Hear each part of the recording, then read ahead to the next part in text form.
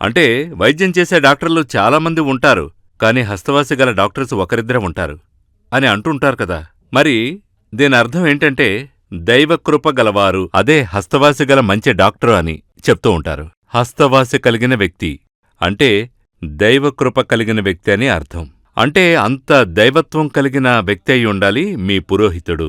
అలా ఉంటేనే మీ భవిష్యత్తు గురించి, మీ యొక్క భూత భవిష్యత్తు వర్తమానాల గురించి ఆయన చెప్పినట్టుగా మీ జీవితంలో జరుగుతుంది.